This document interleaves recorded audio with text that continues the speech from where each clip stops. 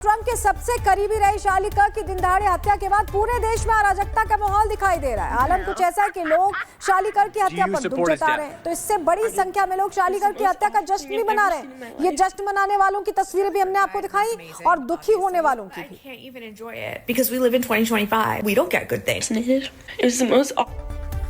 और चलिए अब आपको दो तस्वीरों से समझाते हैं कि ट्रंप के राज में अमेरिका का क्या हाल हो चुका है।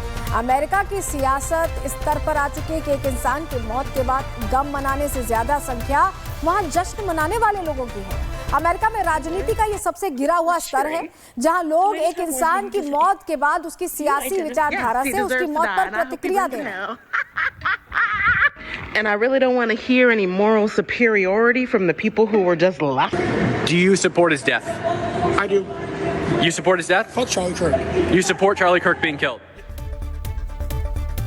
अमेरिका को इस हालत में ले जाने का दोषी कौन है? ग्राफिक्स के जरिए आपको समझाते हैं, पूरी डिटेल इस पर देते हैं। ट्रंप ने सत्ता संभालने के बाद वैश्विक राजनीति पर फोकस रखा। अप्रैल 2025 से सभी देशों पर 10% टैरिफ लगाए गए, जो औसत दर को 27% तक यहां पर बढ़ा गया। इसके बाद ट्रेड वॉर शुरू हो गई, जिससे वैश्विक अर्थव्यवस्था प्रभावित हुई। इंडिया पाकिस्तान सीजफायर का दावा करते रहे, जिसे भारत ने खारिज किया। इजराइल हमास संघर्ष में मध्यस्थता उन्होंने की, लेकिन गाजा पर विवादास्पद प्रस्ताव दिए। यूक्रेन को हथियार देकर रूस पर दबाव उन्होंने बनाने की कोशिश की। युद्ध विराम को लेकर वार्ता की, लेकिन वो भी विफल रही। दुनिया भर में सीज फायर करवाने को लेकर उत्सुक दिखाई दी। नोबेल पीस प्राइज पाने के लिए दुनिया भर के दरवाजे उन्होंने खटखटाए, लेकिन अमेरिका के घरेलू मुद्दों को उन्होंने सिरे से खारिज कर दिया, नजरअंदाज कर दिया। अमेरिकी आलोचकों का कहना है कि ट्रंप ने घरेलू राजनीति की अनदेखी की है। सामाजिक मुद्दे जैसे स्वास्थ्य, शिक्षा, समानता पर कोई ठोस कदम उन्होंने अपने देश के लिए नहीं उठाया। आंतरिक नीतियां अव्यवस्थित रही, जिससे फेडरल गवर्नेंस कमजोर होती गई। तो ये हालात थे अमेरिका के, जहां अमेरिकी राष्ट्रपति का ध्यान दुनिया भर पर था, लेकिन अपने देश की हालत पर नहीं था। अब ट्रंप ने पूरी दुनिया पर तो ध्यान रख लिया, लेकिन अपने घर पर ध्यान देना भूल गए, और यही वजह है कि अमेरिका का आज ऐसा हाल हुआ।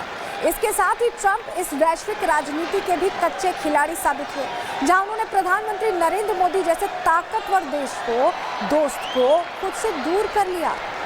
ये पहले की तस्वीरें हैं जब दोस्त हुआ करते थे।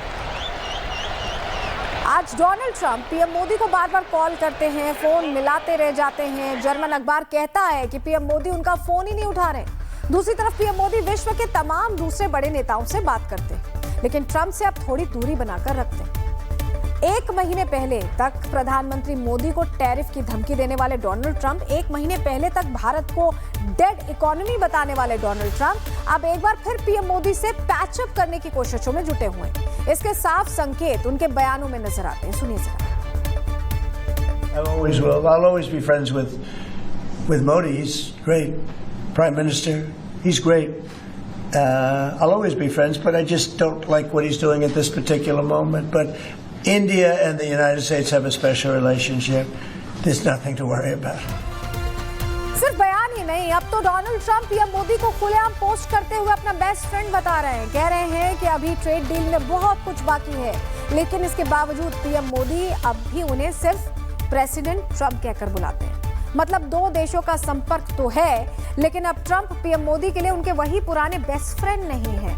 और अब इस सब के बीच डोनाल्ड ट्रंप ने पीएम मोदी को मनाने के लिए भारत में अपना दूत भेजा है। भारत में यूएस के राजदूत सेर्गियो गोर्स भारत को मनाने की कोशिश करते हुए भारत अमेरिका की दोस्ती का पुराना डेटा दिखा रहे हैं। आप भी सुनिए। Our president has a deep friendship with Prime Minister Modi, and that is something that is unique. In fact, if you have noticed, when he has gone after other nations, he tends to go after their leaders for putting us in that position and for the United States imposing those tariffs. When the president has been critical of India, he has gone out of his way to compliment Prime Minister Modi. They have an incredible relationship. I've been with them in the same room. We're not that far apart on a deal already on these tariffs.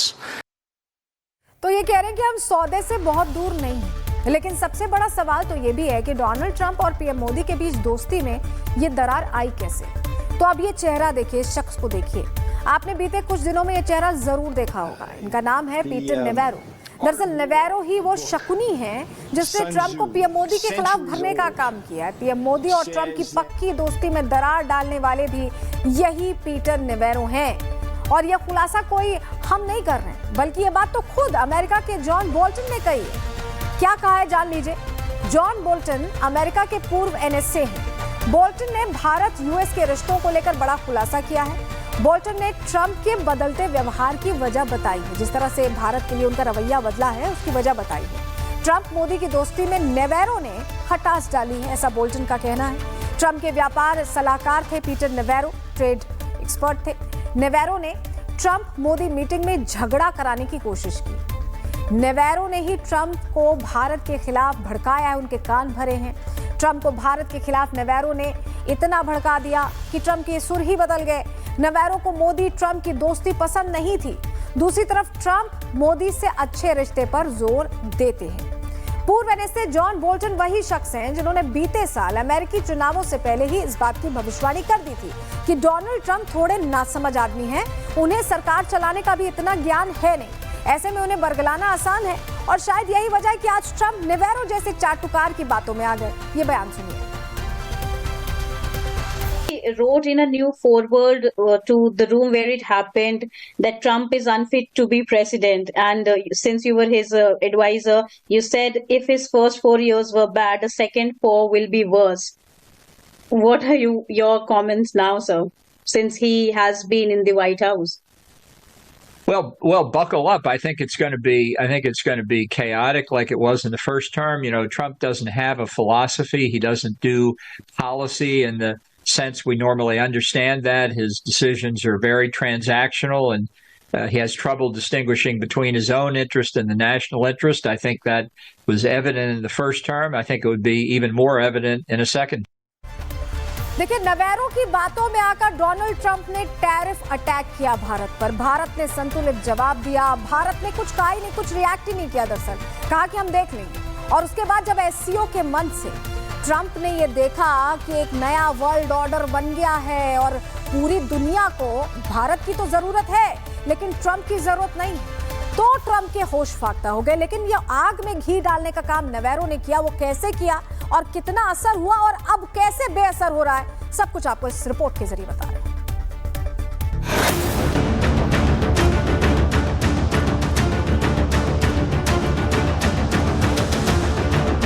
Bharat से Trump का connection क्यों कटा? दो दोस्तों के बीच ये दूरी क्यों आई? ट्रंप को टैरिफ का लालच कहां से आया? क्या ट्रंप के जीवन में भी अब एक शकुनी है? एक टाइम अच्छे दोस्त रहे मोदी और ट्रंप की दोस्ती क्यों टूटी? ये सवाल तो कई लोगों के मन में होगा, लेकिन इसका जवाब महज एक तस्वीर में है। इस तस्वीर को देखिए। इनका नाम है पीटर नेवेरो। ये कहने के लिए डोनाल्ड ट्रंप के ट्रेड एडवाइजर हैं, लेकिन हकीकत में क्या है? सत्ता के लिए पाला बदलने में माहिर, ट्रंप को पूरी तरह से काबू में रखते हैं, ट्रंप के दिमाग को भरने का काम करते हैं। भारत के खिलाफ भी ट्रंप को नेवेरो ने ही भरा। एलन मस्क ने उन्हें ब्रिक्स से ज्यादा बेवकूफ बताया था। टैरिफ लगाने का सुझाव नेवेरो ने ही दिया। नेवेरो की नीतियां इससे पहले नुकसान पहुंचा चुकी हैं। नेवेरो ने ट्रंप को टैरिफ वाला जुमला पढ़ाया है। विशेषज्ञ कहते हैं कि नेवेरो की संगत ट्रंप को भारी पड़ेगी। नेवेरो की नीतियां अमेरिका को दोस्तों से दूर कर रही है।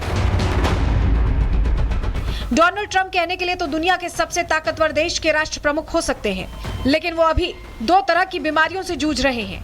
पहली है डिमेंशिया और दूसरी है नोबेलिया। अमेरिका में विपक्ष के बड़े नेता कहते हैं कि ट्रंप को भूलने की बीमारी है और वो डिमेंशिया से पीड़ित हैं, और यही वजह है कि बार बार एक ही रट लगाते हैं। दूसरी तरफ ट्रंप के बयानों से साफ होता है कि उन्हें नोबेलिया हो चुका है। ये खास तरह की बीमारी है जहां ट्रंप को खाते पीते सोते सिर्फ नोबेल के सपने आते हैं, और दुनिया के बाकी देश इसी बात पर उनके मजे भी ले रहे हैं। ट्रंप समझते हैं कि उनके हाथों में असीम शक्तियां हैं, लेकिन दुनिया उनके हरकतों को देखकर कहती है कि वो एक तरह के बतौलेबाज हैं जो कभी भी कुछ भी कर सकते हैं। किसी शरारती बच्चे की तरह बदमाशी पर उतारू ट्रंप शायद भूल चुके हैं कि उनके हाथ में एक बड़े देश की कमान है, लेकिन ट्रंप अपने ईगो के चक्कर में पूरे देश का चक्कर अब विकसित से खराब देश की तरफ घुमा देने पर उतर आए हैं। देश अपराध की डगर पर चलता जा रहा है। कभी ट्रंप के करीबी की हत्या होती है तो कभी भारतीय नागरिक की हत्या। अमेरिका अपराध में नंबर 1 का मुकाम पाने को बैठा है। ट्रंप से आज एलन मस्क नाराज है, चीन नाराज है, रूस नाराज है, ब्राजील नाराज है, फिजी नाराज है। ट्रंप से नाराज देशों की लिस्ट बहुत लंबी है और ट्रंप को इस हाल में डालने का जिम्मेदार वो चेहरा है जो उठते बैठते ट्रंप के कान में झूठे मुद्दे की बंसी बजा रहा है। नेवेरो जैसे चाटुकारों की वजह से ही ट्रंप का भारतीय कनेक्शन अब कट चुका है। Bureau report, Republic Bharat.